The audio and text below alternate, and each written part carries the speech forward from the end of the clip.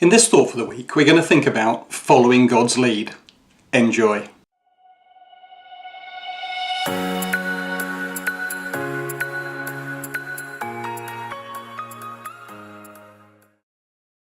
Do you know, a number of years ago, I was travelling from Portsmouth to Southampton for a ministers' meeting. It had been such an incredibly busy day that I didn't have the foggiest idea where I was going when I got into the car, and it wasn't until I was sort of halfway through the journey that I realised that. I didn't have a map. I didn't actually in those days have a mobile phone, so it shows you how long ago it was. And I found myself thinking, shall I go back home or shall I carry on and see if I can find my destination? And you know, the more I thought about it, the more I thought about the time and the fact that I wasn't going to get there on time if I went back home and tried to find out the details. And so I just carried on. Rather stupidly, I suppose, because actually Southampton is a big place. But as I drove into the city, I found myself praying an extraordinary prayer. I started asking God to begin to lead me in the direction that I needed to travel.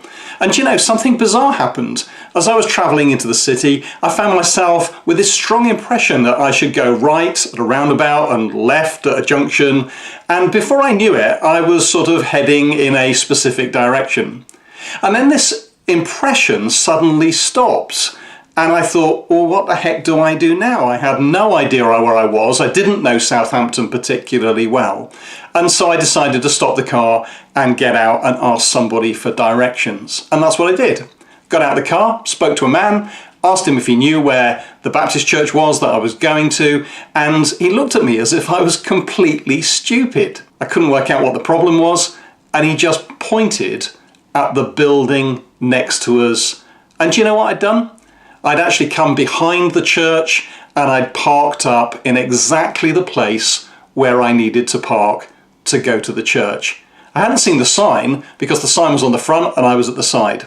And God had led me specifically to a place that I'd never been before.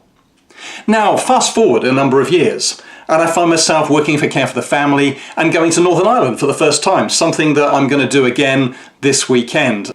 And I landed at International Airport in Northern Ireland, and Care for the Family very kindly had given me one of the early sat-navs. I plugged it into the hire car that I was in, and I was going to Ballymena. And do you know, the sat-nav didn't work. I was in a new country, I didn't know where I was, I didn't know how to get to where I was going, and so I found myself praying again. And as I came out of the airport, I had this strong sense that I should go left, so I went left. And before I knew it, I found a signpost to Ballymena, and so I followed the signposts. Nothing very spiritual about that. In the middle of Ballymena, there's a big sort of one-way system, and I found myself going around the one-way system 2 or 3 times, sort of desperately looking for the place where I was meant to be. Time was knocking on, I was due to speak, and I really didn't know what I was going to do. So I prayed the prayer again. Lord, direct my path. Show me the way. And you know, he did. And I found myself outside the hotel. Now, the reason I tell you those stories, weird though they are, is because actually they are symptomatic of the fact that God wants to lead us. God wants to direct our path where ministry and where leadership is concerned. The problem is that we're not often relying upon him enough. We think we can do it by our own reason, by our own ingenuity, by our own intellect and intelligence and the training that we've received. But that's not what Christian ministry is all about. Christian ministry is about following God's lead. Last thought for the week, I talked about the trail of breadcrumbs. In a very real sense, this is building on that. How are you following God's lead? How is he giving you impressions or guidance or words or scriptures or whatever it might be in order that you might be doing what God has on his heart to do? Because my experience is that when we do, we see God make all the difference. And that's got to be what leadership is all about. If you like this story, then give us a thumbs up.